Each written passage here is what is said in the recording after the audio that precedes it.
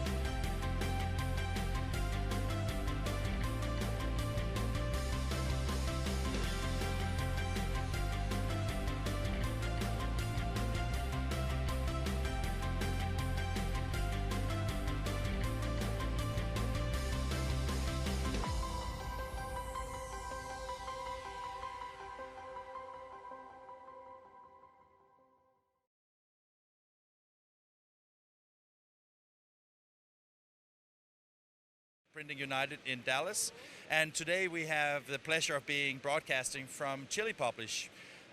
If you don't know Chile Publish, I guarantee that during the day you will have a lot of more information about what's actually going on. And I'm here with Fabian Prudhomme. And Fabian, why have you decided to go on and exhibit here at Printing United? Well, Morten, you know that we're very committed to the printing and the packaging industry. And so we had to be here, right? This is like a mini Drupa, US side of the pond. So we had to be here. I'm very happy to be here as well. And just very briefly, because we will dig into everything during the day, but very, very briefly, what is Chile Publish all about? Chile Publish is a software application which does online document and content editing based on the technology of smart templates. That was actually short. Did you rehearse that, or was that just like flying out of your mouth? No, but that's just a 10-word explanation of what we do, right? But the great thing about, I mean, because to put it in layman terms, to understand that is that if people want to do, let's say, menu cards or business cards or anything that is graphical, and they want to connect it to a database and they want to do it online, and that is why they should choose your kind of software, right? Exactly. It's an online environment, editing environment with a desktop feel to it. So whatever artwork creation you have, if you want to simplify it, automate it, speed it up, do a lot of different versions of that output, that's what you would use Chile Publisher for. And I mean, what type of customers would invest in this software?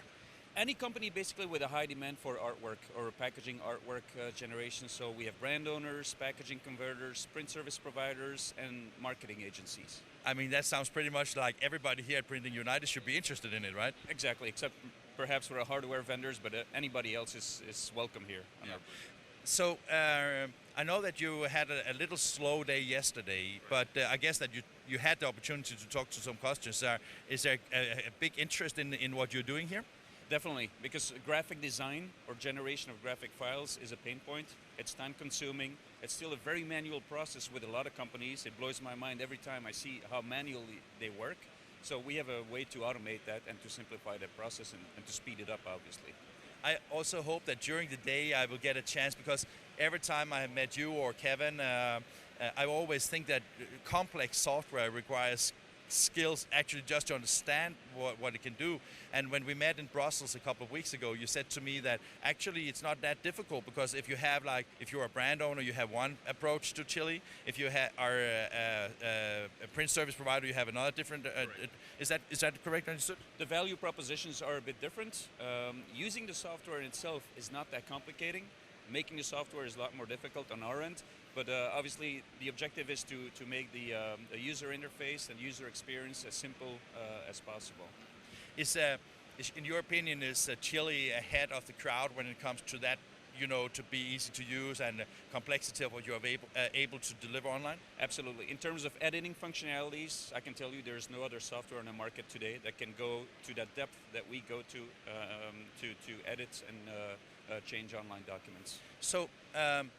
To put it again in layman terms, does that, if I should relate it to something I guess that most people understand and know, is that kind of being InDesign online?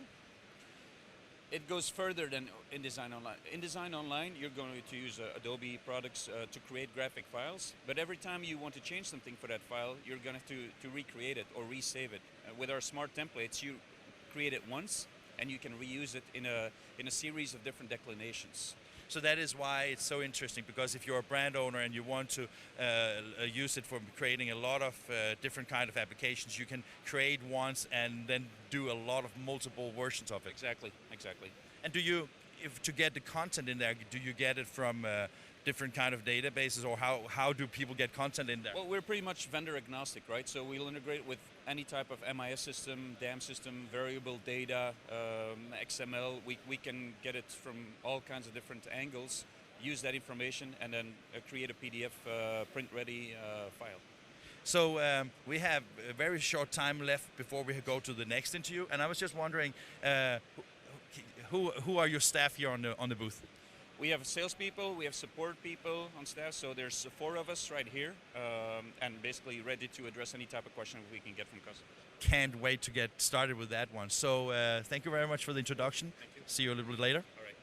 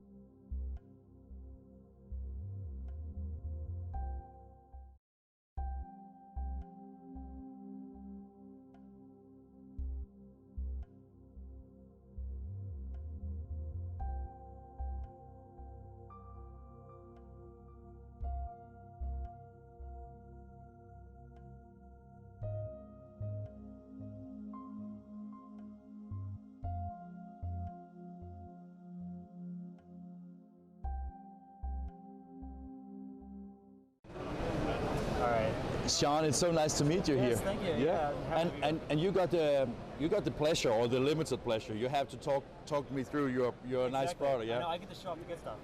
Yeah. Yes, maybe you're lost in this one. Maybe you're not so lucky. But so before we get started, I mean, I always like your colors and your identity and things like that. So is it important for a company like yours to also have software where the user interface is just awesome? And yes, exactly. So one of the things about Chile is that it's very dynamic. Yeah. Right. It can be used in many different instances for creating smart artwork, and also being able to create a user interface that works for your clients. Because sometimes you have clients who are doing extremely creative things. You know, they want like high level technical, and you have other clients that just want to type in a name, right? Yeah. So actually, I have a good example of that, right? Mm-hmm. So this is how Chile looks when you get into. Well, this is a demo portal. For Chile. And you can actually, everyone can go to thebigspicy.com and log in, and they can actually try it out themselves. And here you'll see a bunch of different documents, and these documents show off different types of specialities when it comes to Chile. So I'm going to show you a very simple one, all right? Super. It's not super impressive, but it's very simple. Doesn't look like Kevin, by the way. Yeah, I know. Kevin wants to look better. Okay. So here we go. This is just a simple, you fill in your name, your last name, right? And it updates live. Yeah, I can see that. In the editor. Yeah. So some solutions don't update live. We update live. It's a live document, all right? Now this is very simple, right? You control what the user can and cannot do. And you just got yourself a new job, right? I got myself a new job. I'm the CEO now. Oh, congratulations. I mean, that's cool. But then when you'd press done and you get your PDF and you'd send it out to the printer, or maybe you give the PDF to the client.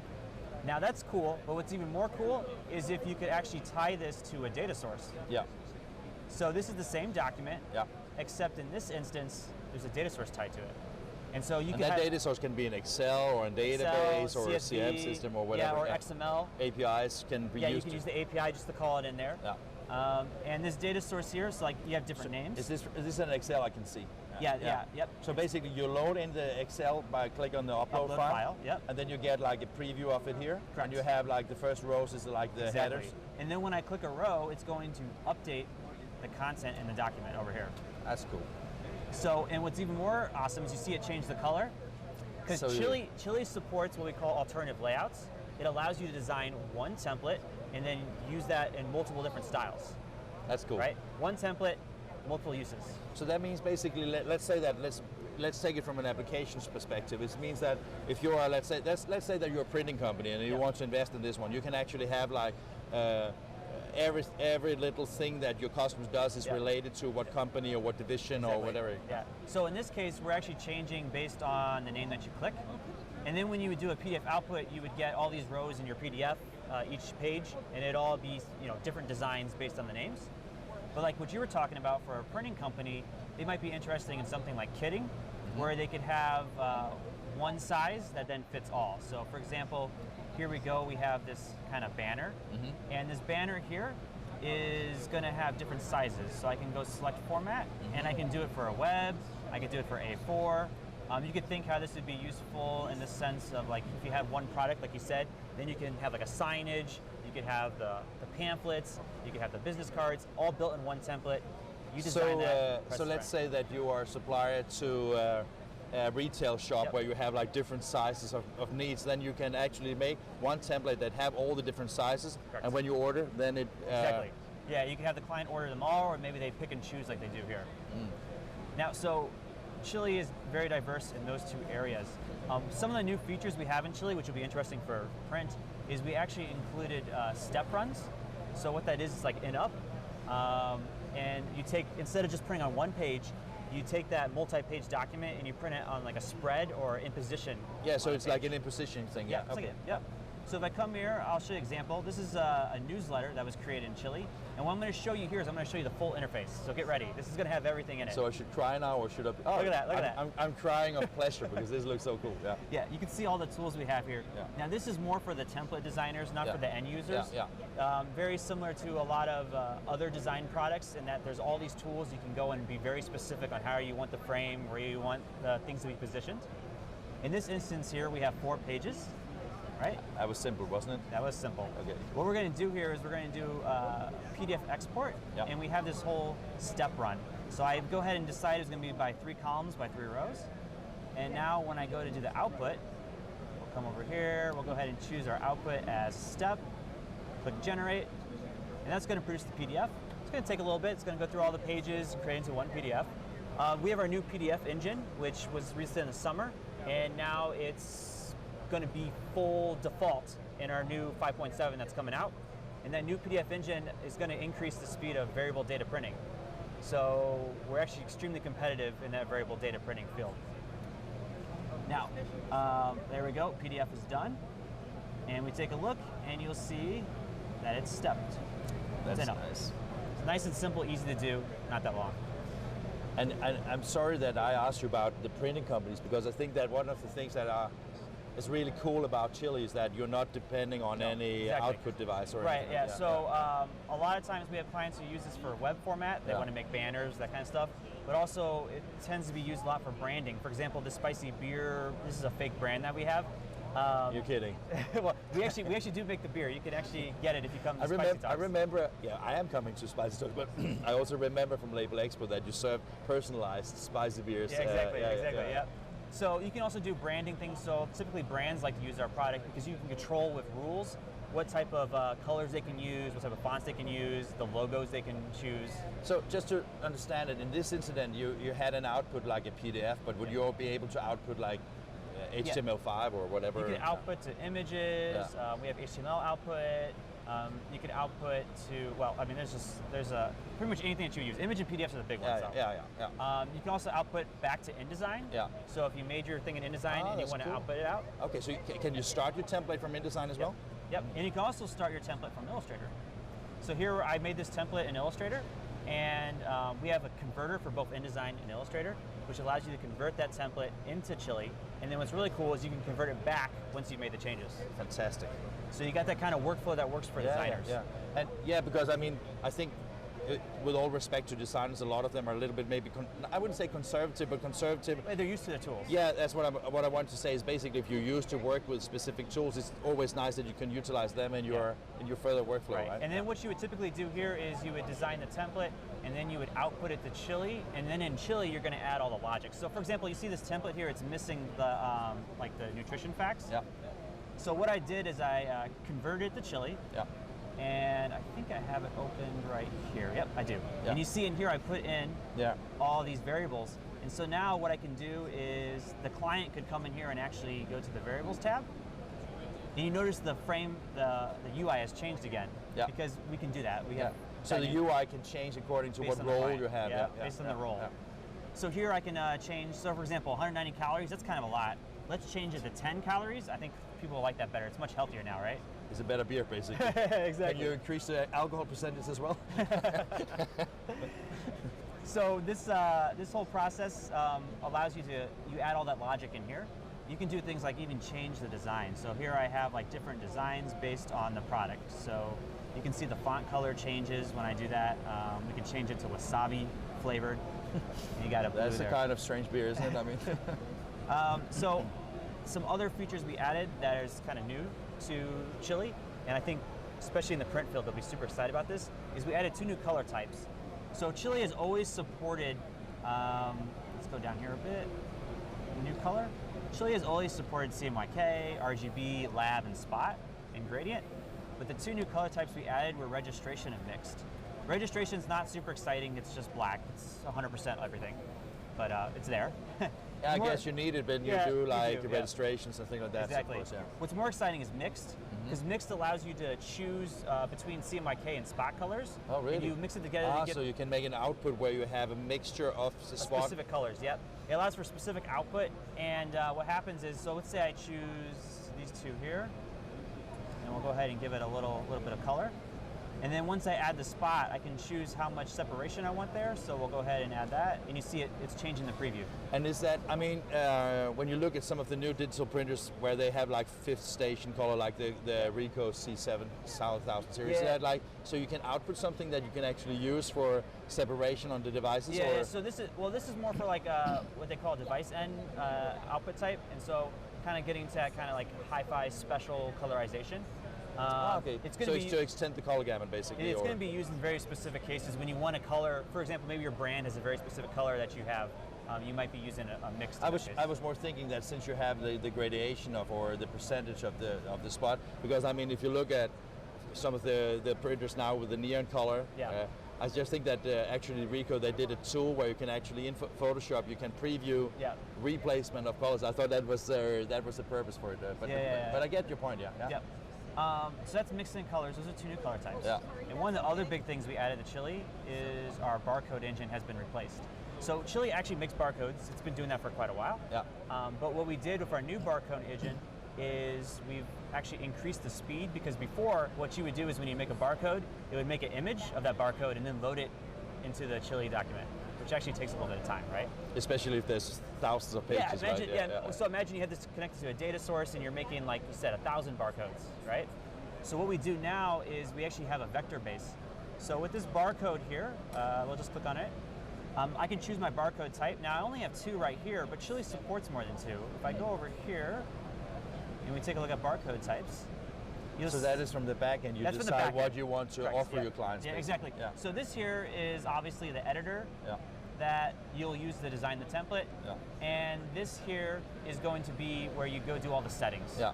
It's not as fun for the end user, but it's important for the designers to be able to pick all their choices. But it's also important because, I mean, the application, if you, for example, with this incident here where you have like a brewery label, I mean, they would need to be able to use their barcodes that their retailers require. And what they would do is they'd come in here and change their barcode settings. And some of the barcodes we support, the new ones here is GS1128, ITF14, Latinus Pharma, and PDF 417. So that is different standards of barcodes. Different standards, yeah. So for example, PDF 417 is used when you get your boarding pass for your airplane. Okay. That's the barcode that's used there. Okay. Yep. And what we can do is we can come back to our Chile document and we'll go ahead and change the barcode right here. And we'll click apply. And look how fast it updated. Yeah, that's fast. No time. Yeah. And you can imagine, this is just one document, but if you were doing variable data printing, it definitely increases the speed that it takes. Yeah.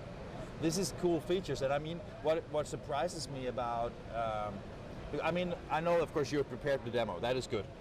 But I can see that you have different tabs open, but what I like about it seems that it's not as complex as you could imagine. Because I mean, when you look, as I said to Fabian, when you look at how complex Chile actually is, you can always be a little bit worried about the how easy or how difficult it is to use. That's the thing, right? So we took a look at this guy here, and you see he has so much stuff. Yeah. What you do is you take this workspace and you customize it to the end user, so that when the end user goes in, like here, they're only doing specific things that are related to what they're trying to do. So the whole thing of Chile is customizing templates, customizing designs, and also customizing for the end user, so that in the end you get a result that works for everybody. Works for designers, works for end users, all around the board. And what is it you do in your daily work in Chile? Oh yeah. So I am the guy who deals with integrations, with integrating Chile, with the API, with all that stuff. If people have problems, it's usually me they come and talk to. But I also go to clients and say, hey, let's take a look at your integration. Let's see how we can improve upon it. Let's see how we can introduce Chile, put it inside your website, put it inside your print solution. So basically everything from consulting to dealing with issues that people might have. It must be fun. It is very fun. Have you been part of Chile for a long time? Or? Yeah, so I'm actually relatively new, but it's about 2 years now. Okay. But I feel like I've been here forever. Okay. And I really love the product because, again, the key concept is it's just totally customizable. Yeah. It's funny because I think that, for some people, I think that Chile was or is seen as more like a web to print solution on steroids. It's definitely not. No, because it's way more than that, right? Yeah. I was just about to say that sometimes you could even consider making an application that is not web-based just because the design tools look so... And what's super exciting is we're going more and more towards digital. So, for example, we have the ability to use pixels as a measurement in the new version of Chile. So I can use pixels as a measurement, which is, again, going more and more digital. Yeah, because it's outputting to screen devices as well. Exactly. And what's going to be really cool is at our Spicy Talks event, which is like November 6th, November 7th in Berlin, we're going to announce some stuff that's going to be really, really excited for people who are in the digital That's so media. unfair. You're sitting with a guy from the press, I'm sorry. and you put that t-shirt in my face. I had to. But yeah, there's gonna be some crazy stuff. I wish I could tell you, but man, it's gonna be next year. Chile's gonna be the #1 when it comes to digital media creation. I believe you. We're just about to round this thing up here with the first demo. We have a second demo where you have a client coming in. The client shows integration. What kind of client is coming in? So the client actually creates yearbooks. Yearbooks. He uses Chile to create yearbooks. Okay. So it's going to be really cool to see how he integrates Chile not only with his own technology and how his clients interact with it and how they use, because he does, like, yearbooks have a lot of pages. It's not just this 4-page thing, right? No, yeah. We're talking like a lot of variables. A lot of pictures, a lot of variables. Yeah. So it's going to be very interesting to see his whole setup. That's cool. Well, yeah, it was nice talking. Yeah. Yeah, it was so great. So thank you very much, Sean. Yeah, no problem. I just want to encourage people to belong to or to join What They Think. It's the newspaper, the daily newspaper of the printing business. And if you're not reading it every day, you're really losing out on what's going on in our industry and losing ideas from people like Jennifer Matt, who just provide great content on a regular basis to help you grow your business. What I'm really interested in is the premium content. There are a lot of great press releases about what companies are doing, but it's the premium content giving you a roadmap to build your business. And it's just absolutely phenomenal. I get an email every day from What They Think, and it's one of the must things that I read every day. I've been a long-time subscriber of whattheythink.com, I think going back till almost the very beginning of whattheythink.com. For me, it's the go-to source for news in my industry. If I had to go out and find all the information that's readily available every morning in my little mobile email updates, I'd never get anything done. Been 38 years in the ink on paper side of the business, and now getting very heavily into the decorating side with sublimation print, and particularly interested to see that whattheythink.com is covering textiles now. So as I'm getting more involved in a new part of our industry, it's nice to see that my news source is covering that as well. Whattheythink.com is my go-to source for news. From an industry standpoint, we love the videos, we love the things you produce. It really brings people to see things they wouldn't normally see, because not everybody can come to a trade show, not everybody can go to these different features or different machines. So, I mean, on behalf of the industry, I want to thank you for what you guys do. Thanks. We love what we do.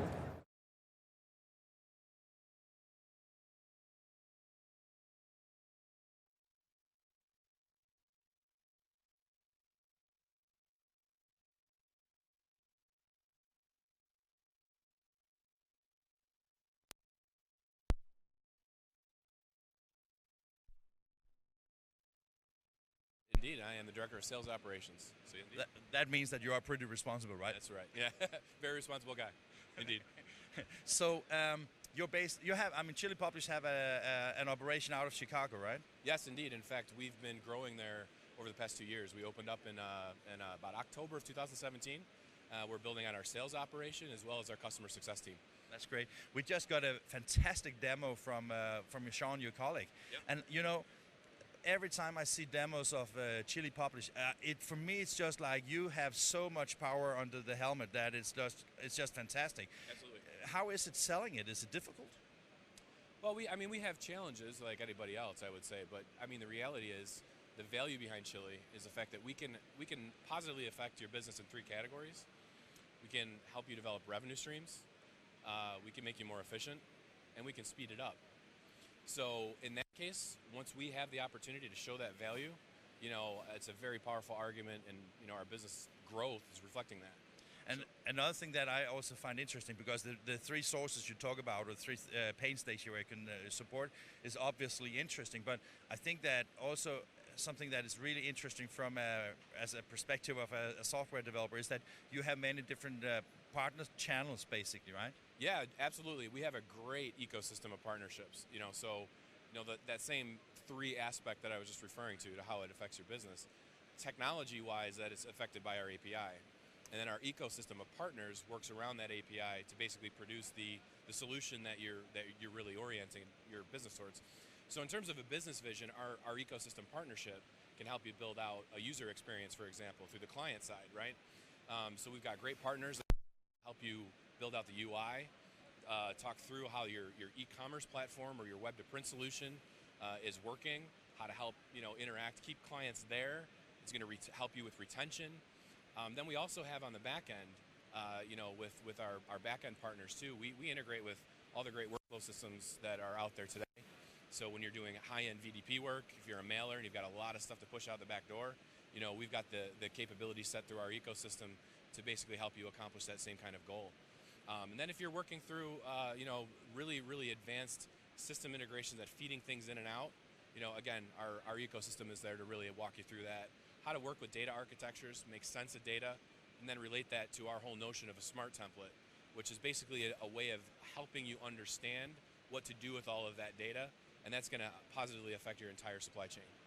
So I get that. I'm just a little bit curious because my concern is always because everything you said makes so much sense to me, and watching the demos and understanding that ecosystem also makes a lot of sense to me. But again, I think that when you have such a complex product in a positive meant way, it must still be a little bit difficult to pitch a customer with that because they need to understand the power that you're actually supplying. So, I mean, how would you do that? Do you have an example on how you could do that? Well, we start with the use case, right? So we drill into examples of successes that we've been able to reproduce, and then we do what everyone else does. We drill into the right questions. We ask the questions about what they're doing, what they're trying to accomplish. We take an educational approach to that, consult through that entire process. Every business has its own little nuance, and the technology, because it's sophisticated, flexible, it's also complicated. But at the same time, we've got a really great approach. We've got excellent resources, some of the smartest people in the industry. Yeah, I know that. I know. I mean, whenever you meet people from Chile, they have a skill set that, to me, I mean, exceeds most people you meet. Now, it's unfair to everybody else, but it seems that you have been able to gather some of the smartest mindsets about developing things because I guess that I hope that your code is as solid as what it appears to be because people becomes depending on high volume and mass customization and all the buzzwords. You actually deliver on them, right? Yeah, we do. And again, that comes to the great team that we have internally and also our partners. Yeah. So, we have best in breed partners. We have a whole group of guys that are just, whether it's custom integration work or it's working off of something that's been built and then they've sort of reused it. That process I think is really powerful for our business and for our customers. As you said, you are responsible for you're a responsible person, but you're also also responsible for the sales. So how do you see the market potential for Chile in North America? So an enormous amount of potential. We've got so much on the horizon that it's hard to really kind of give you a straight number on that. But as we've been building out our team here, we've noticed that just about any sub-market within the printing industry we can affect. So whether that's packaging, whether that's labeling, whether that's commercial printing, all of that is something that we're just now starting to really widen and go deeper into. So we see definitely in the printing industry a huge potential, and we're really excited about what we're able to do for the printing industry as well. And from a competitive perspective, because I mean, if you don't understand the very core of your technology and all the capabilities that you offer, some may compare you to something else in the market. Yep. So how is that? I mean, from a communication and a products perspective, how do you get that message across? Yeah, so that's a great question. We're an API first. I think we're probably the only ones that are. So that's a really, really unique position for us in addition to everyone else that's out there. So what that allows you to do is, again, back to that 3-pillar sort of notion. Because you have the API first aspect, you can build us into anything. And so really it's a great sales and creative process because you really get to explore that whole thing with the customer. So, but that leaves me with the second kind of maybe question on this one is that when you really want to, if you use the API as a trigger for a sales conversation, right? Then you need to talk to people that understand what an API is. Yeah, no, absolutely. I mean, I usually translate API into Swiss Army knife. Swiss Army knife is good. Yeah. So the Swiss Army knife allows you to pretty much pull it apart and or it's along the lines of connections as well. So I mean, maybe Swiss Army knife's not the best one, but it's the essential is that there's all these tools that you can access easily, and the API allows you to do that. So just starting from the Swiss Army knife, the tool set that again we can walk in and walk you through how we can affect the precise aspects of your business, gather more revenue, reduce costs, make you more efficient. And looking at the customers you already have in especially here in North America, since we're here, are they successful with Switch? Are they successful with Chile Publish? Of course. Yeah, absolutely. I mean, that's the curse of being live. You can't undo things, right? Yeah, no, we've had a lot of customers, especially as they start to build in self-service models into their business model. We've had a lot of customers come back to us and demonstrate and share with us the growth that they've been able to see because of that. So it's great. It's not just cutting costs. It's also revenue generating too, and we're really excited and happy about those achievements. It sounds like you are doing good business here. It seems that you are a very good, responsible person, and it seems that you are doing I mean, to work in a place where you have like a huge unexplored potential is just a matter of picking it up, right? Well, no, I mean, there's a lot of research and being deliberate in what we do. I mean, that's a big part of being able to, again, the complexity of what we do. We have to be focused and we have to be deliberate, and we make sure that we really do our background research before we just run around and explore the whole North American play. But yeah, it does give you a lot of freedom to be able to explore. I'm sorry. I'm sorry. I have to cut off now. So thank you very much. I appreciate it. It was fun. It was great. Great. Awesome. See you. Yeah. Thanks. Yeah.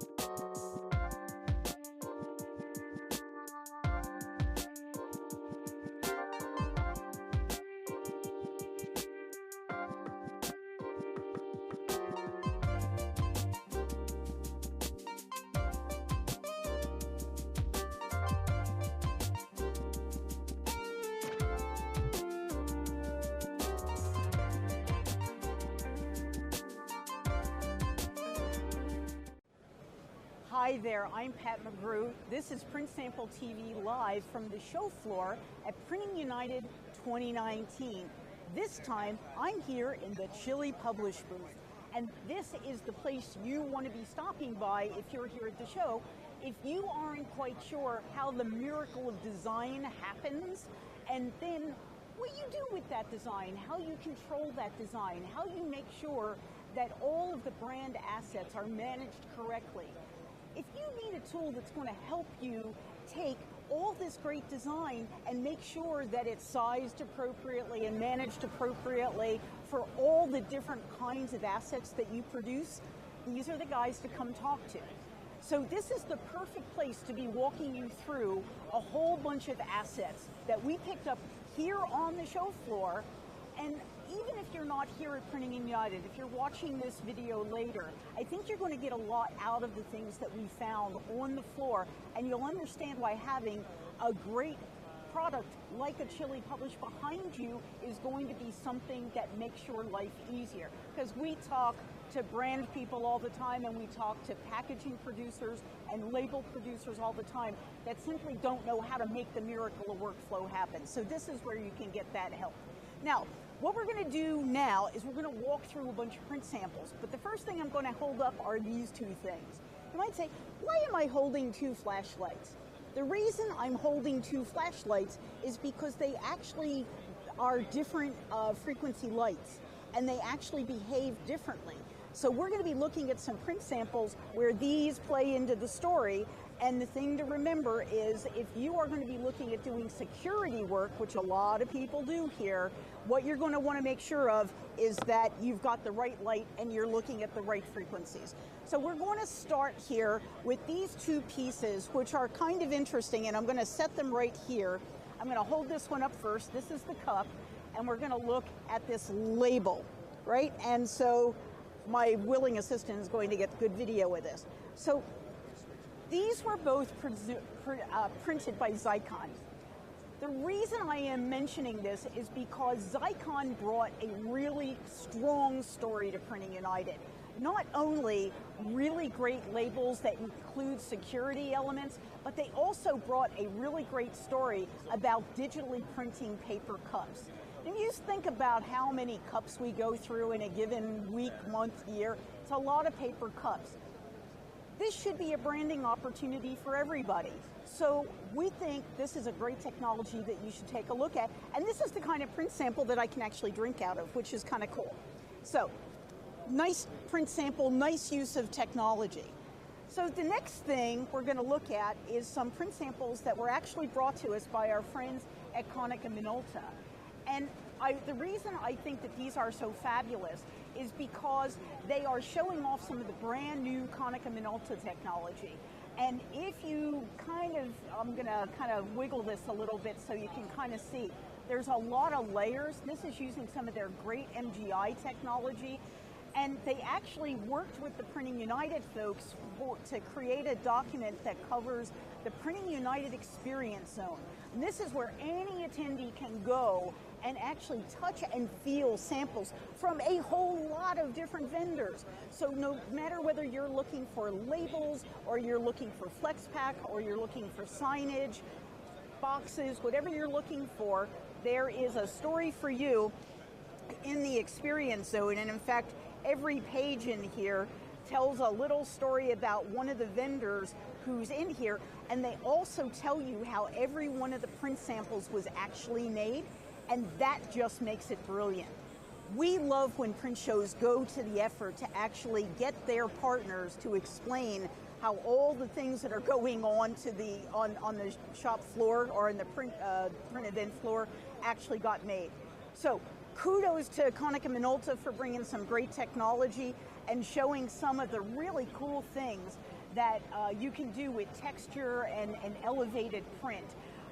One of the folks in their booth said that it's print you want to touch, and they are absolutely right. It is print I certainly want to touch. It is absolutely brilliant. Now tomorrow we're going to talk about some other Konica Minolta technology, but for the moment we're going to move on because there was a lot that we picked up here. So the next things that I picked up, are from our friends at Screen. And the reason I love the folks at Screen is because they bring multiple technologies, and it's everything from things that print high definition. They call these pages painted, and it's because they are so graphically rich and so saturated. So the L350 UV Plus press that did this prints just some of the most amazingly painted pages you're going to see. And the nice thing that they did with this piece that looks very much like a graphic novel is that they also tell you the story of how it was done and how the press enables this piece. So I'm in love with it. I'm in love with the graphics that they picked and the painted images that they went after. So if you are in any end of the graphic arts market, whether you are printing labels or you're printing, or rather you're printing brochures, you're printing direct mail marketing, you're printing posters, this is a great machine to take a look at.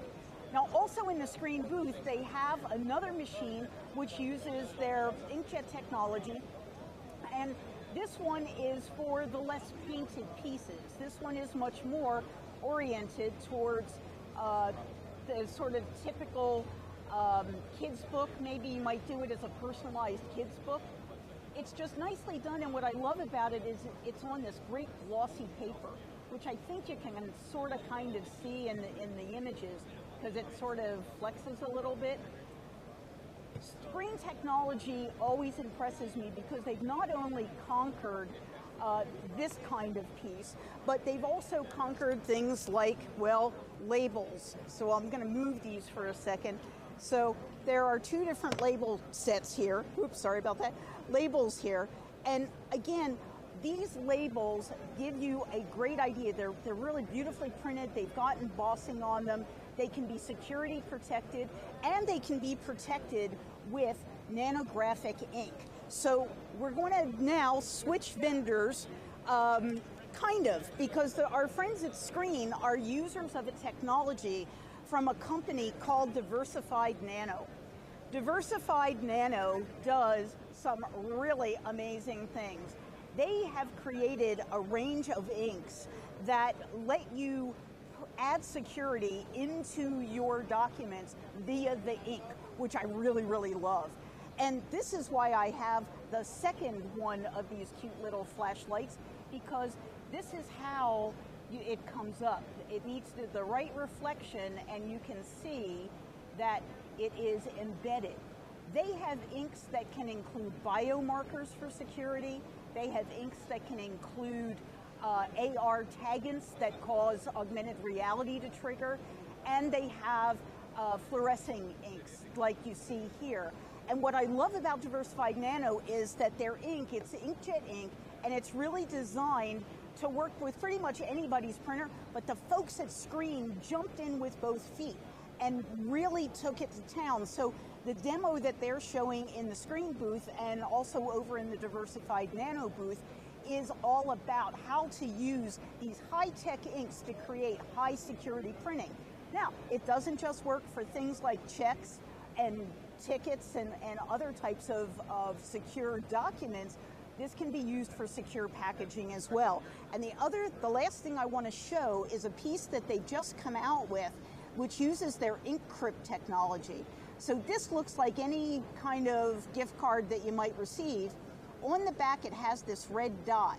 And when you press this red dot, when the right set of circumstances happens, it will make this number appear. We've pressed it too many times, so the number appeared automatically anyway. But this is the kind of technology, if you're printing gift cards, which a lot of people here at Printing United do, this is something you could look at to make them even more secure than they usually are.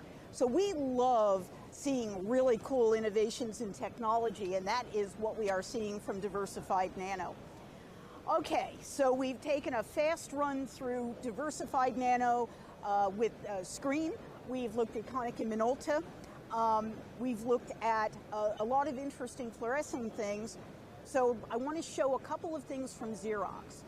Xerox is here with one of their devices that does a really great job of showing off some of the power of commercial printing, They were also at another show a couple of weeks ago, produced some new technology that they're also showing the output from here.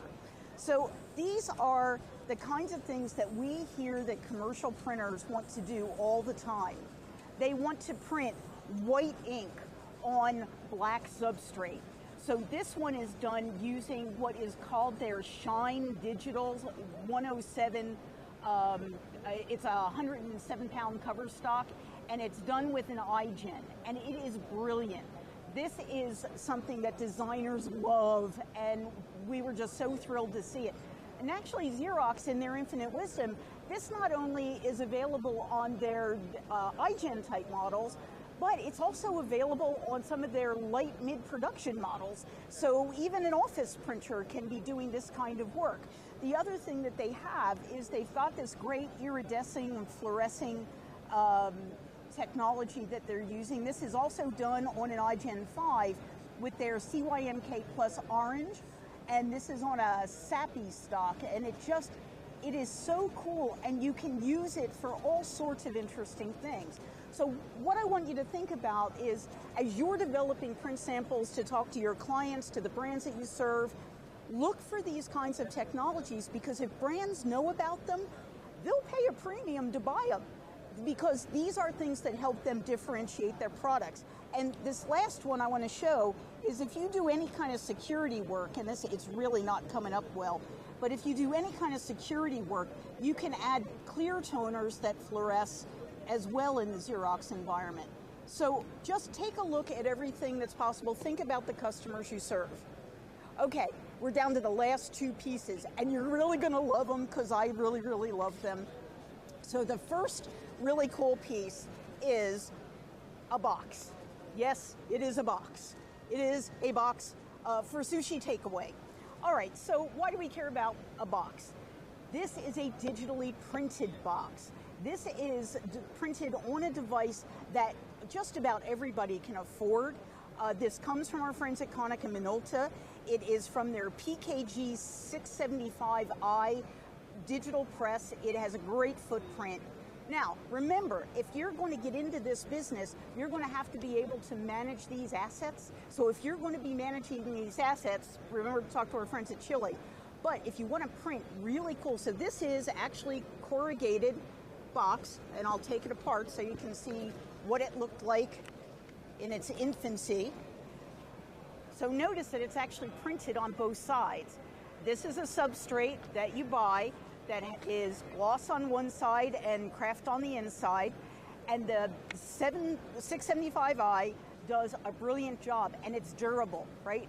You can't scratch it off, and that's what you want for these kinds of boxes. And the nice thing about the KM product, again, the footprint of the press is really, really very nice. And look at how nicely it does that sushi. I mean, don't you just want to eat it? I do. So that, we think, is a really cool technology. Now, we are at Printing United, so I'm going to take this away, and we're going to go to this guy right here. So one of the things about coming to a show like Printing United is that it has traditionally been a signing graphic show, and so everywhere you walk in this hall, there are these massive banners and just amazing large format and grand format pieces. So it's kind of hard to bring them into the Print Sample TV frame, but I did grab from our friends at EFI a piece that was done on the ViewTech, which is a very nice piece of equipment. So this thing, what I loved about it is they had a reference print, one that was supplied by the customer, the original reference print, and then they printed it on the ViewTech, and they laid them side by side. And to be honest, to my eye, and I've been running around the printing world for over 30 years, I found it amazingly identical, beyond sellable.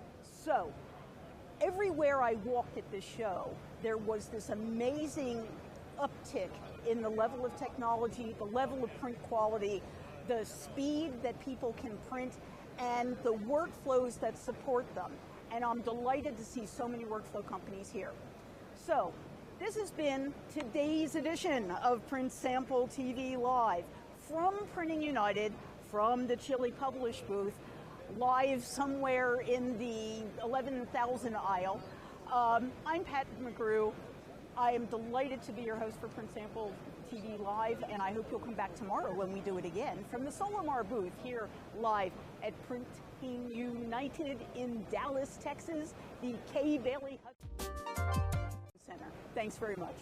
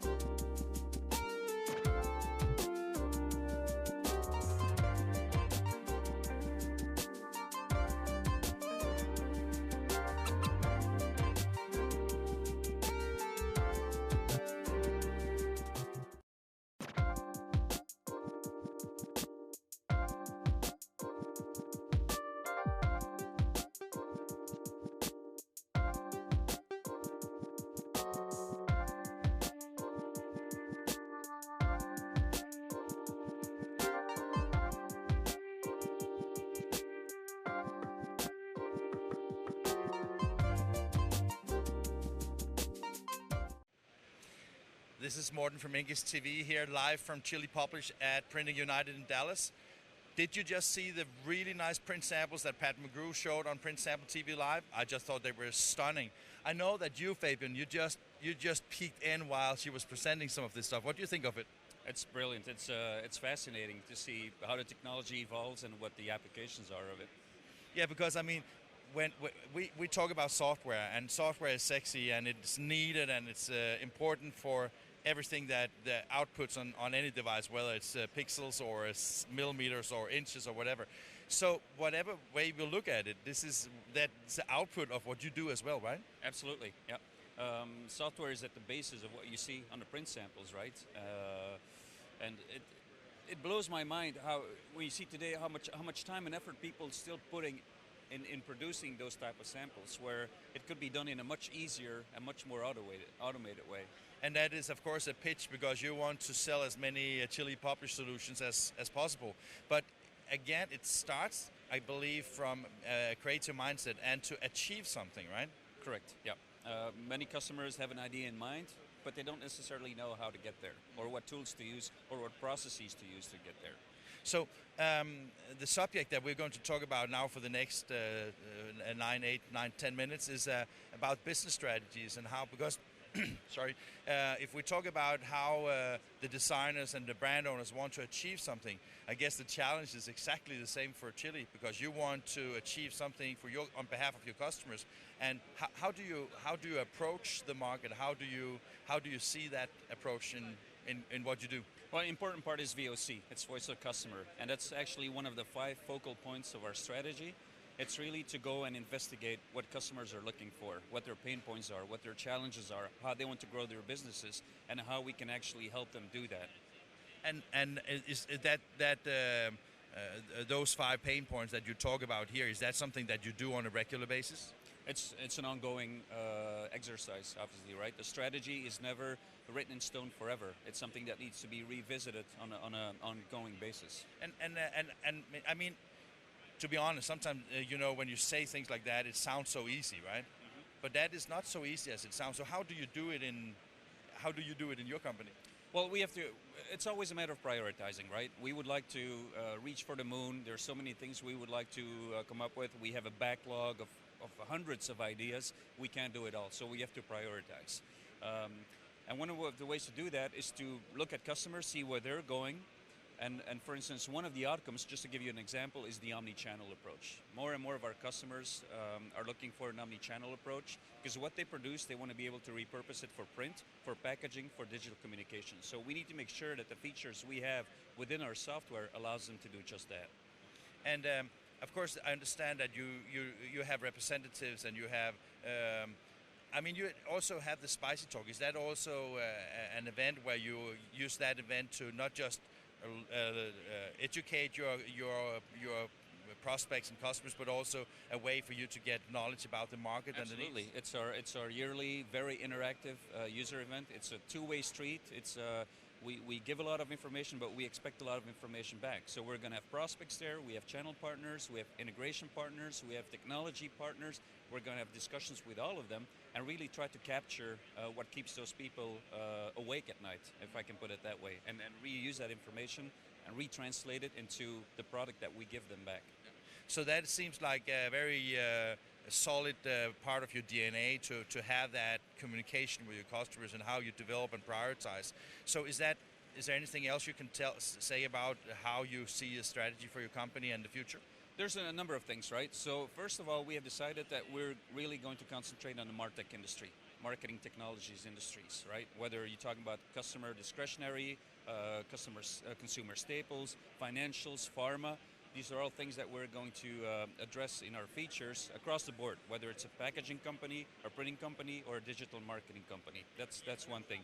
Another thing is SaaS is important as well, right? So today we are cloud ready, we're not cloud native. But that means that if we come across a prospect or a customer who does not wish to host Chile Publisher themselves, we do have a number of partners that we can recommend based on where they're located, what their needs are. That's definitely one of them. A third one is the portals. We have made a decision that we're going to develop our own portal. So that entails two things. We're going to develop our own DAM connectors. So we're in the process of selecting a number of DAM companies that we're going to integrate with out of the box, basically. And then we're also going to create a portal that enables the customers to authenticate the product, do the editing, and also doing the outputting. So basically tone down the complexity of our product and make it much simpler for the customers to use. Is that also due to?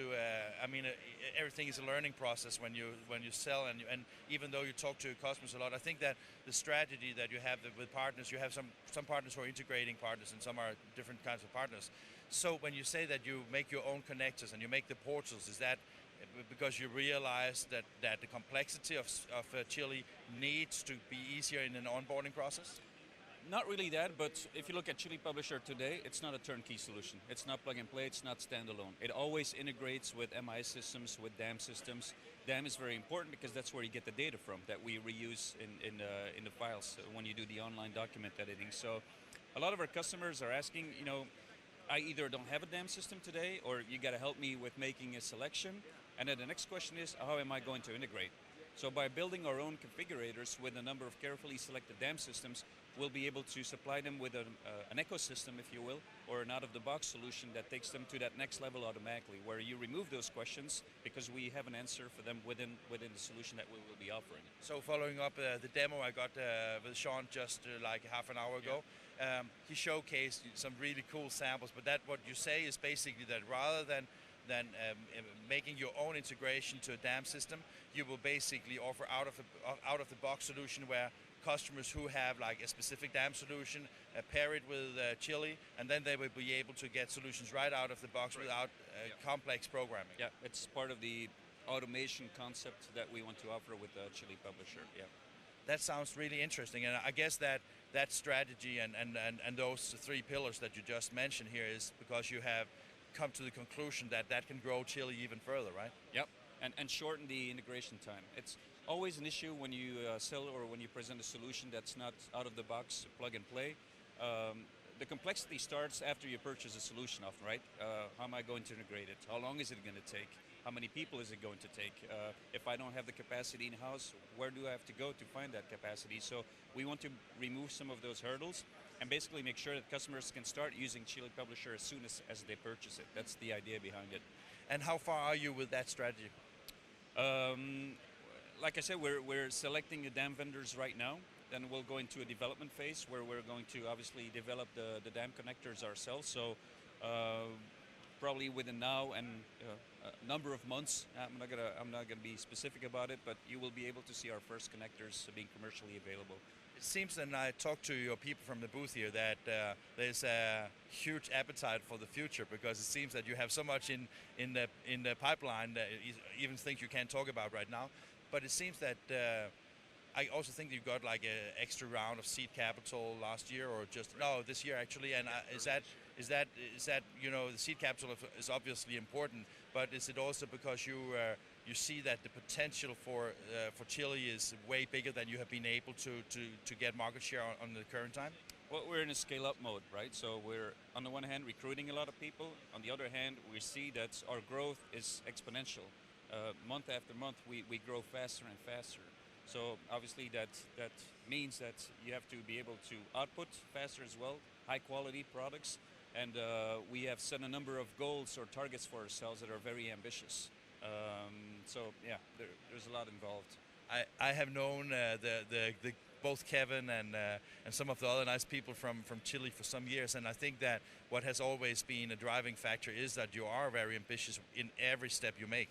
We're not happy with roof shots, Morten. We're only happy with moon shots, and then we'll be happy with Jupiter shots after that. And is that, I mean, of course that's a challenge, and I think the challenges are the positive way of getting to the next step. But are you sometimes too ambitious on your customers' behalf? I don't think we're too ambitious. We have to manage it, obviously. We have to, make sure that we can walk before we can run. But today I'm pretty sure that we can walk. We're pretty good runners as well. So it's time for us to speed up and to access the next level. Fantastic. And in just a moment, actually in a few moments, we're going to have a new demo. And this time is with an actually real customer of yours, right? So that is very exciting. Absolutely. That's what we love to do. Thank you very much, Fabian. Thank you.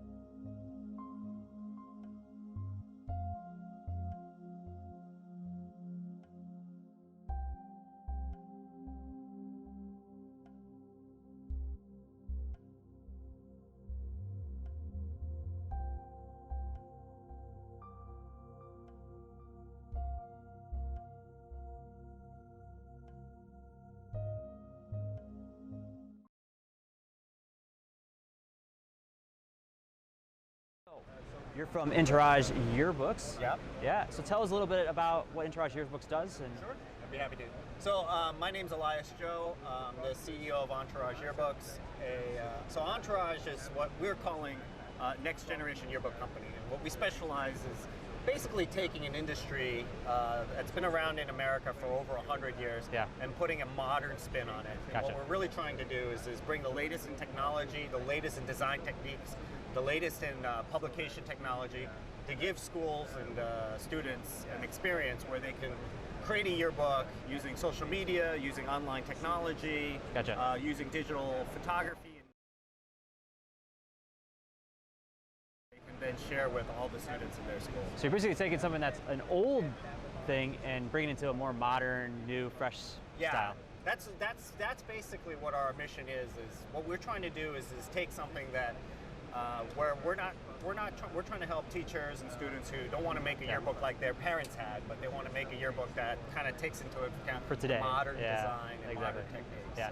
So what's the name of the main tool that you guys use? Your whole system? It's Ed Online, right? So the main system that our schools use is a software called Ed Online, which is an online design software that allows you to create your yearbook pages right from a school browser. I liken it to kind of an InDesign type of experience in terms of graphic design, where you can do all your graphic design in one central location, but it's got a lot of features that are very specific to yearbook design. Okay, what are some of those features that are very specific? So things that are very specific to yearbook design are things like student flow.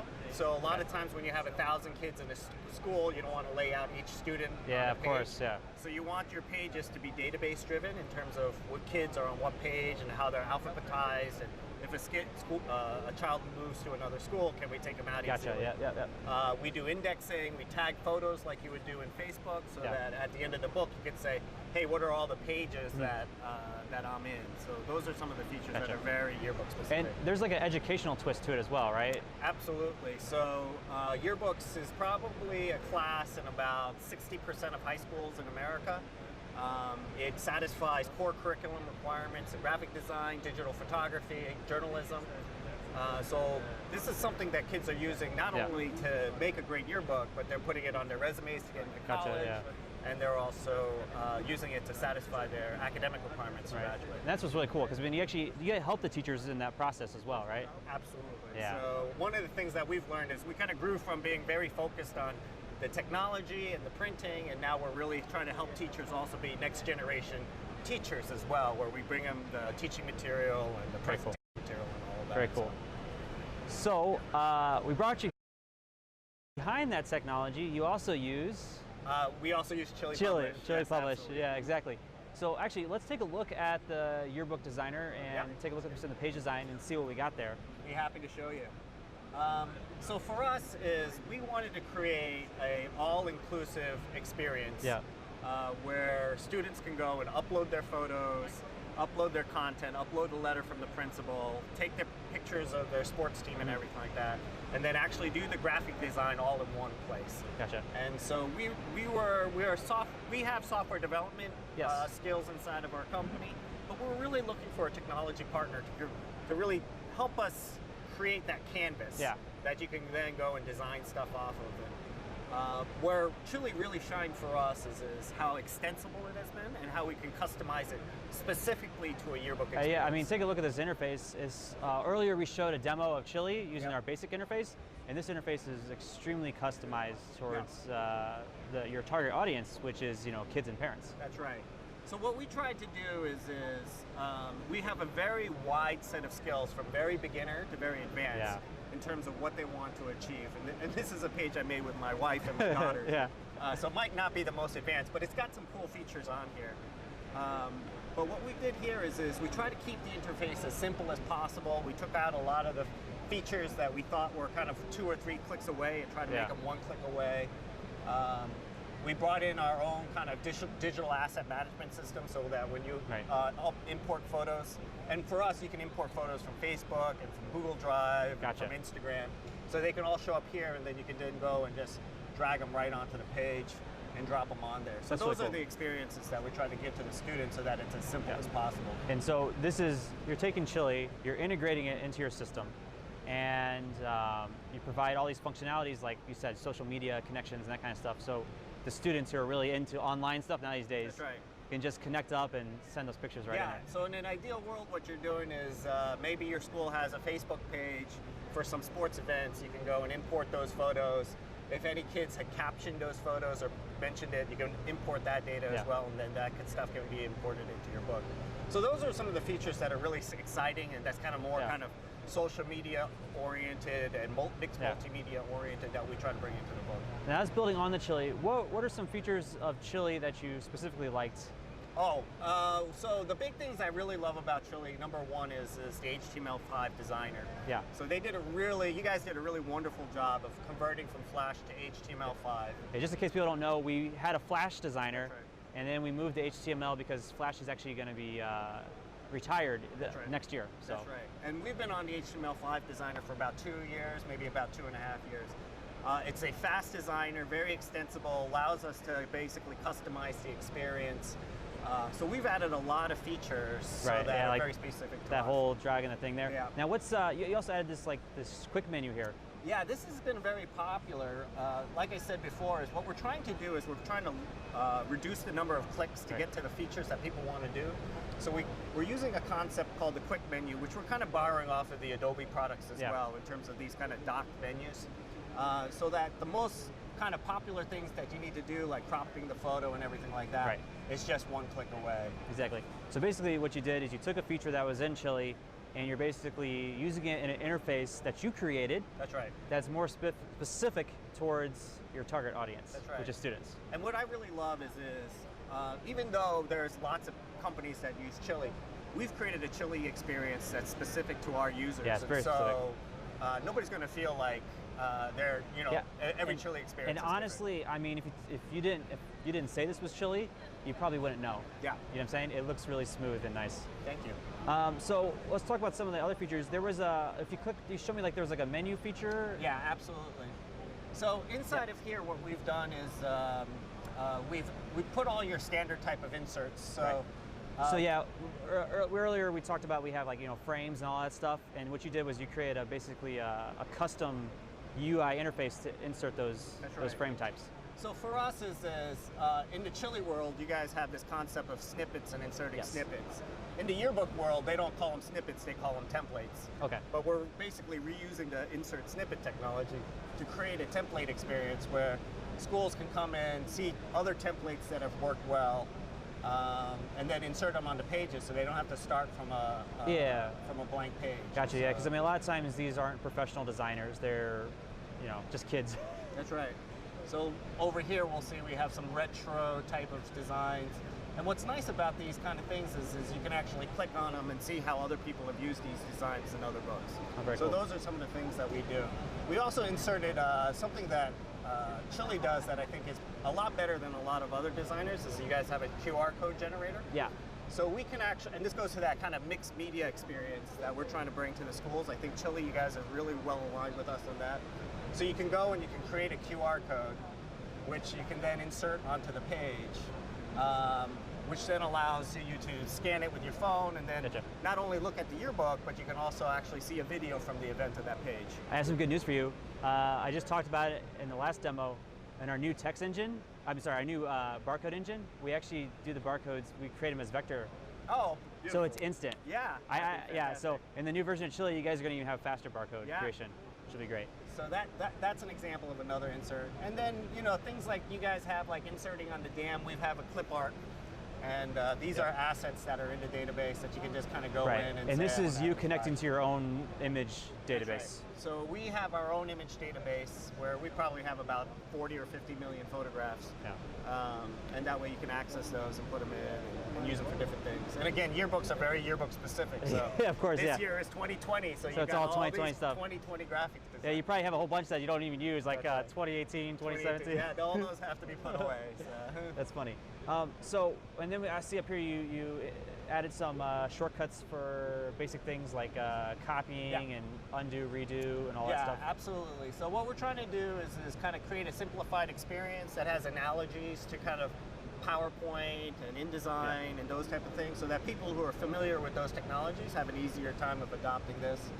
So you've got the copy, paste, undo, redo. You can go and change the fill color on these items. Yeah. And that's all custom by you guys, and it's integrating with Chile. Well, I mean, the activating and deactivating is all custom, but it's all Chile underneath. Underneath, yeah. So I think the question that everyone always asks when they see your website and they see your Ed Online and how it works is, how does this work with multiple pages, right? Yeah. So for example, a lot of times, if we click like next page or page 2, I mean, how are you dealing? Because your books are not just one page, they're like 100 pages. That's right. So that was something that Chile really gave us as kind of architectural freedom on how to handle that. Yearbooks, I mean, my largest yearbooks are 400 or 500 pages. Yeah, that's quite big.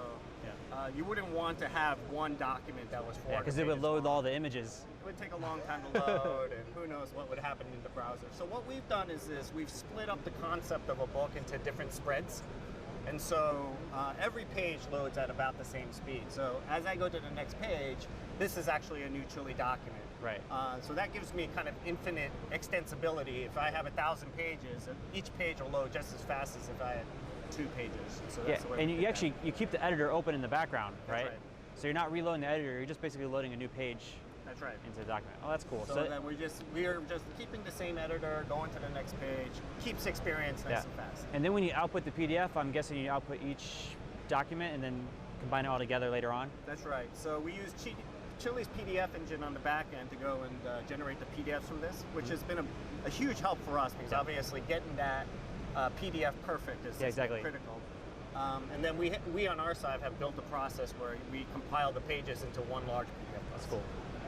So one of the things that's quite interesting is how do you guys handle, because I mean obviously a yearbook would have a lot of students and might be all like, you could have like 100, 200, 300 students. How do you guys handle that when it comes to working with Chile and if I want to add a student, take a student, or that kind of stuff?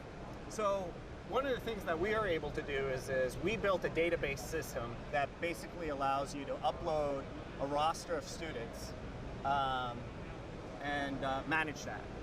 And what you want to do in a yearbook in order to really kind of maximize the speed at which you can build it is to do database design for those student pages. So basically you would create like maybe 1 or 2 types of pages that you would use and then just fill in the images later? That's right. With the database? That's right. So here you'll see I've got a student database with some photos, and they'll have different different teachers, different classes, and all of that. And you provide this for the school, so they can easily go ahead and like manage it by classroom and all that stuff? So if you've got a school, I've got schools with up to 3,000 students, and to go and lay out 3,000 students would take weeks of work. Exactly. And they can do it in less than an hour with the roster file, and usually they have a student photographer who has to take an ID photo. So this is an example of the templates that they would use, and they can select whatever they want. And then the last step of this would be to flow it, which then allows them to go and pick a teacher that they can then flow onto the page. And so if they wanted to, they can click on like these different groups and then say, I want these kids to show up on this page. And that's basically what you're seeing here is this is a flowed group of students here. That's very cool. So, I mean, you basically provide all the tools that make it super easy for schools to be able to create a yearbook. They're using Chile to actual design the pages and stuff, but then you provide the templating, you provide the database system that they can plug into, and it just simple. The big thing for us and what we're really trying to push to do is we want to automate and to streamline the things that are tedious, so they can spend as much time as possible on the things that are fun. Those creative pages, That's right. So laying out 2,000 kids is very tedious, but flowing them using a database-driven system is very fast, and then they can focus more on what's the theme of the book, what's the journalistic message that we're trying to share, what are the things that happen to these kids that's different than all the other students that went through the school. And so allowing them to focus more on that is really what the Entourage experience is about. Very cool. And so what's some of just for fun, what's some of the creative things that's kind of popular right now that people do with yearbooks? And well, there's always a battle between yearbook advisors and students about selfies. Selfies, Yes. So selfies is a huge part of today's today's youth culture. Yeah, social media, where everybody's taking selfies. Everybody wants selfies in the book. journalistically, they're not the most wonderful thing, and plus on top of that, it kind of doesn't really speak to kind of the inclusiveness of yearbooks. But you always see selfie pages. You also see memes. Oh, yeah, that's popular. You'll see a lot of students who recreate the popular memes that are going on and put those in the book. So less so the superlatives, and I'll see more. So there's kind of a transition of superlatives to memes where instead of you say, you know, who's going to be the most popular, you might have like the Hate Mondays meme or something. Oh, like that's that. funny. Yeah, I guess memes have finally taken over the world. Oh yeah, it's a huge thing in the yearbook industry today. So Entourage Yearbooks provides a solution to schools. How many schools do you guys roughly? But currently, we're serving about 5,000 schools across all 50 states and about 16 countries. Not all of them use the Ed Online system, but I would say most of them do. Okay.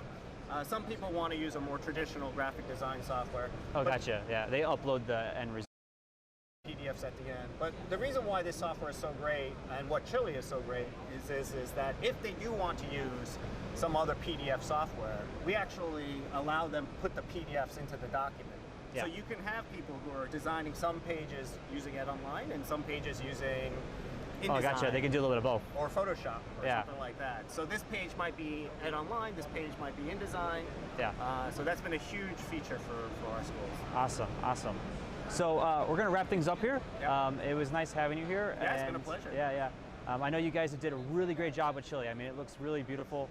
You did a great job with the whole UI design and really integrating Chile, because that's where Chile comes into, is it's an integration tool and integrates into technologies like yours, which then you provide a solution to other people. So we're providing a solution for you and you're providing a solution for yearbooks. That's right. It's really cool.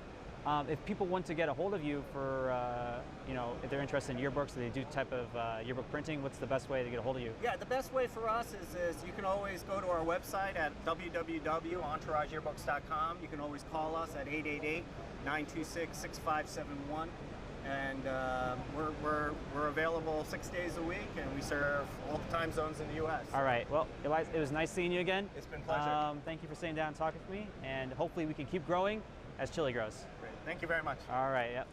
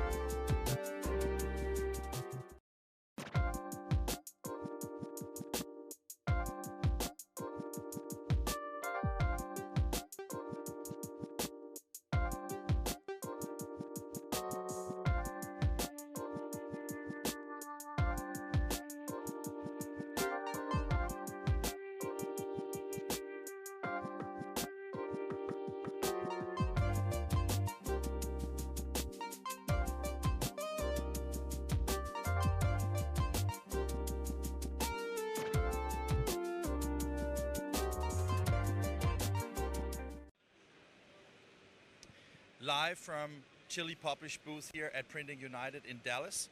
We just saw an amazing presentation from one of Chile Publish customers where they were showcasing how to use Chile Publish creating photo books. And I'm here again with Fabian. They have more employees, but he seems to be the only one that wants to talk to me. Is that right? That's right. I love you, Morten. You know that. I love you too. Well, Fabian, we have been talking about a lot of different subjects during this couple of hours that we almost been together. The go-to strategy or the go-to market. How do you actually approach the market? We have outbound marketing activities and inbound marketing activities. So obviously on our website we publish a lot of content. We have blog posts, we have video posts, we have white papers, e-blogs. So trying to give customers a lot of data, a lot of information, which they can visualize, download, profit from. And then obviously we have a connection with them, right? So we can approach them. Trade shows is only one part of it, and it's a lot of word of mouth, basically. A lot of customers who are using Chile, they tell other customers or prospects about it, and they come and see us. So it's a mix of different things. I remember we went to Spicy Talk in Amsterdam last year, and one of the things that I wouldn't say it surprised me, but it was a positive surprise in the sense that a lot of your customers they actually stand out and talk about your products and services, not just in a closed community like Spicy Talks, but also to the market. Not even like testimonials; they just appreciate your software a lot. How do you get that kind of community-driven passion for your products? Customer satisfaction is obviously very important. And everything we do, we have in mind the customer needs to be happy, the customer needs to be satisfied with our product. Because we then know that it's a natural step for customers to talk about it. Also keep in mind that we're in an industry that's not necessarily easy or growing overall the front. So I think people realize that we have to help each other out, and we realize that all too well at Chile Publish as well, that it's our duty to help printers become more profitable, to increase their margins, because many of them are not in such an easy spot right now. I also remember from the Spicy Talk in Amsterdam that I can't remember who presented it, but doesn't matter. But that you spoke about different levels of partnerships, because you have obviously different partners. Some are integration partners, some are users, some are different kind of stakeholders in that value chain. Is that still something that you are doing? It's crucial for us. We are, in first instance, a software vendor. So we're a technology supplier, but we do rely heavily on integration partners to take our software and integrate it within the workflow environment of a customer, or connect it to an MIS system, a DAM system, a PIM solution. So we need those people since we're not a services company. So to understand it correctly, does it mean that you spend a lot of time and energy and money, obviously, on marketing of Chile? So your integration partners, do they also market your products and service directly, or are they relying very much on your efforts to go to market? Both. Many of our partners reference us on their website, and will do a lot of marketing efforts. Will represent us at their own local trade shows or events with a Chile background, a Chile messaging, and everything. So it's really a tight collaboration that we seek with our partners. So that means that if I am a potential customer from some country and I go to a local trade show and talk to your representative, you will be involved in that process at some point? Absolutely. Our integration partners, obviously, they have the ability to represent us, to be the face of Chile Publish, but they also know that we're there to back them up, and they can rely on us if they need us.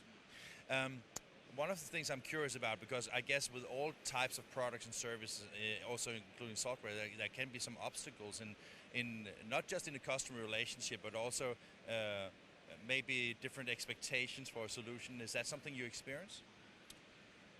Expectations have to be managed from the get-go. That's why we do a lot of upfront demos, and we do a whole lot of proof of concepts. That's typically a phase that a customer or prospect goes through before purchasing the solution. They want to make sure that what we have and the features that we have meet their needs, and that's why the proof of concepts are so important for us. And the proof of concept, that basically means understanding the business case in details from the customer side, so you know before you even, or maybe in the quotation process, actually have as much knowledge as possible in order to give the right quote, right? Yeah, so there's a knowledge capturing step.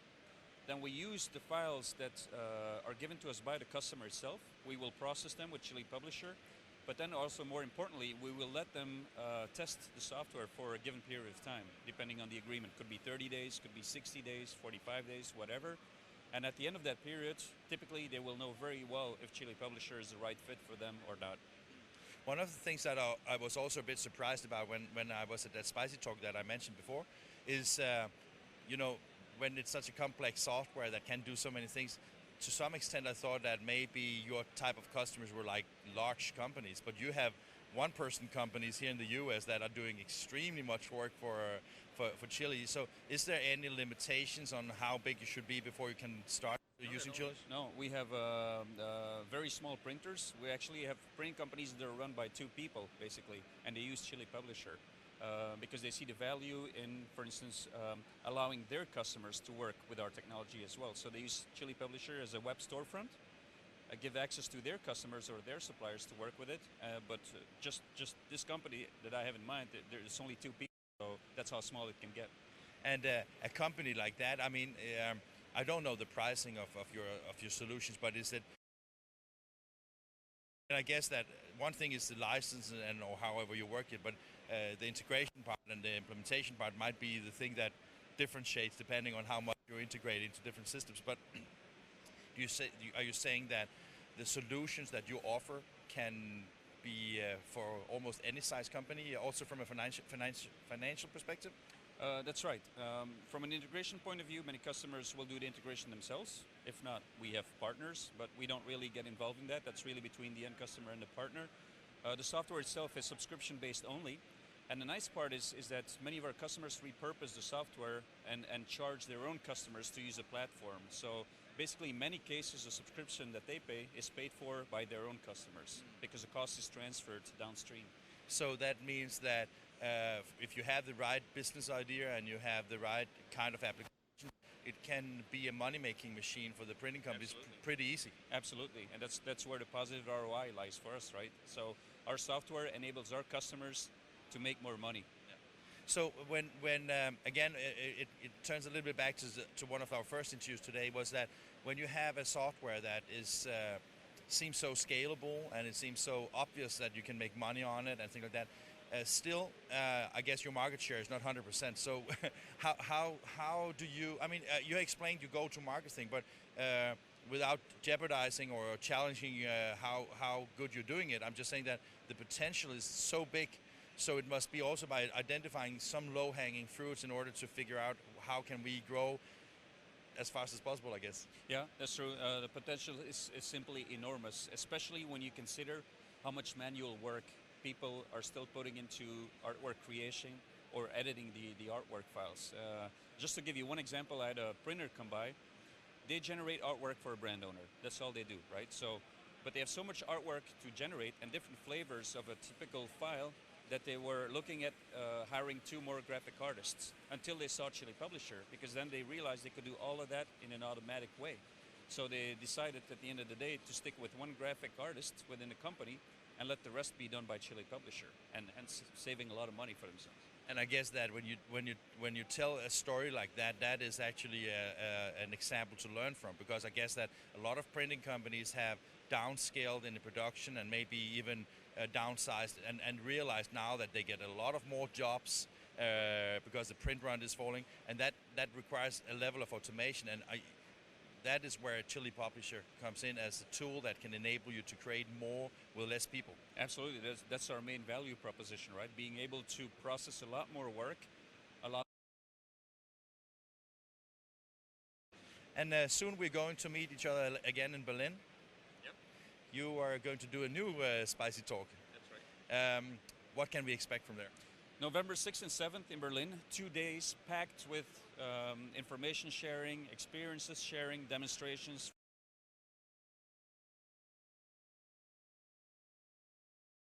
Themselves, talking about the value propositions, talking about the new features that are coming up in our products, so definitely absolutely worth to be there. I look very much forward to go there, and I would like to thank you very much for the opportunity to be publishing from you or broadcasting from your booth today. So cool to meet you again. It was a pleasure. Thank you, Morten. You're welcome.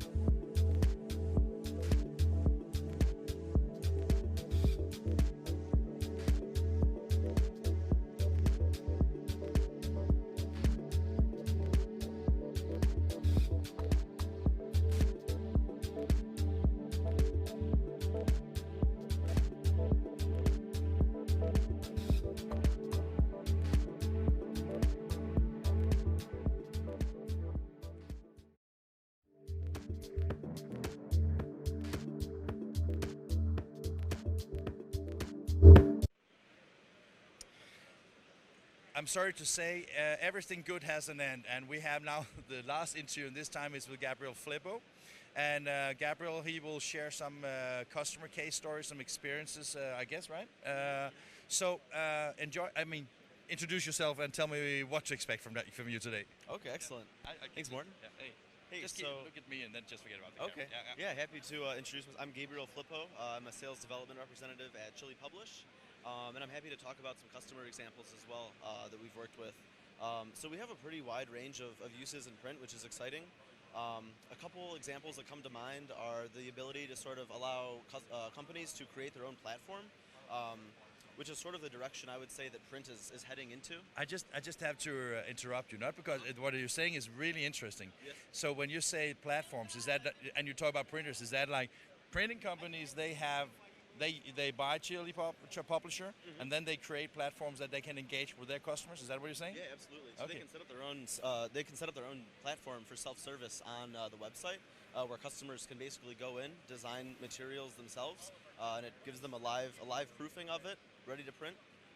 Which is very exciting for a lot of printing companies. And when you with your work, are you talking to the printers when what are you doing in Chile? So I'm typically talking to printers. I'm trying to understand their projects and their needs and see if Chile Publish is a good fit for them. And a lot of the times, I'd say we have our ear pretty close to the ground in terms of printing challenges and what's going on. So typically, we can provide them some valuable information and oftentimes our services as well. So when you pitch a customer and you get to the point where Chile is the right solution for them, so what is the process from there? So once we've decided that Chile could be a good fit for them, we'll usually show them like a demonstration of the software, sort of understand how we can integrate with them and help them out. And the thing about our product isn't a standalone product. We do require integration, but a benefit of that is we can leverage the data that's sitting within those different platforms and softwares that these printers are using, bring that directly, into Chile, into our editor, which makes the design process much easier. So when you say these integration points, that can be like both MIS systems and CRM systems and the ERP system. So you integrate with the software they have in order to make sure that the finished solution accommodate all the needs from both a business and also from a file delivery perspective at some point, right? Yes, that's a great question. So yeah, we have an open API, so we are actually able to integrate with pretty much anything, whether it's MIS, CRM, DAM, PIM. We have an open API, so you name it, we can pretty much integrate with it. And a typical example on how your customers are using this, is that typically more like a web storefront like you see from some of your competitors, or are most customers more complex? It really depends. We have a lot of different customer examples. I would say, though, that one of our most common is sort of the web storefront aspect. It allows for customers to design on the printer's website, which is a nice feature. So that's one of our most common examples, I would say. And when you go in and make these demonstrations of software and figure out how to do things in order to make sure that everything works, how long time does it take normally from your onboard to you have something that is live? Do you have can you say, and I know it's different from solution to solution, but is it years or a month or weeks or what are we talking about? It depends. I would say it depends on the number of integration and different data points to connect. But I'd say sometimes it can take about a month, maybe a little more than that, a couple of weeks. But that is still pretty fast, isn't it? Yeah, I'd say it's pretty fast. They're pretty fast. And from your experience, let's say now we have the onboarding, and let's say everything goes smooth, and 1 month later we are online. How long time does it take before the customer turns profitable on his business? Yeah, that's a good question. So that's a big aspect of Chile is the value that we add. So a customer can start seeing return on profit, as soon as it's up and running. Once they get an interested party on the website and they click around and make a purchase, it's good to go from there.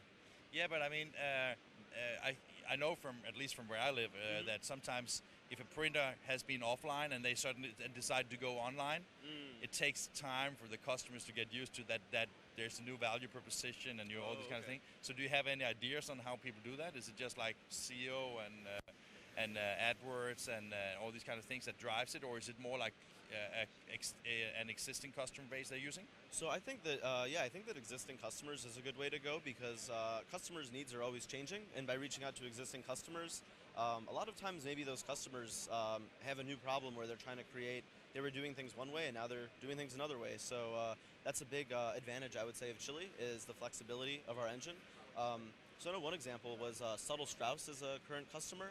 They actually were, they were using, they were a printing company, they were using their company to basically do manufacturing, but then as their customers' needs started changing, they saw that their customers needed like marketing materials and different materials to print, so they actually created this storefront on their website.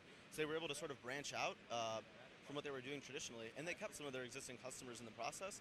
They just sort of added a new value for those customers. I guess that it must be fantastic working in a company where you can sell a solution, takes a relatively short time to get it online, and then you can see almost an instant positive result of your work, right? Yeah, absolutely. It's really nice to see a positive impact from what we're doing. Gabriel, it was really nice meeting you, so thank you very much. Thank you very much, Morten. Appreciate your time. Yep.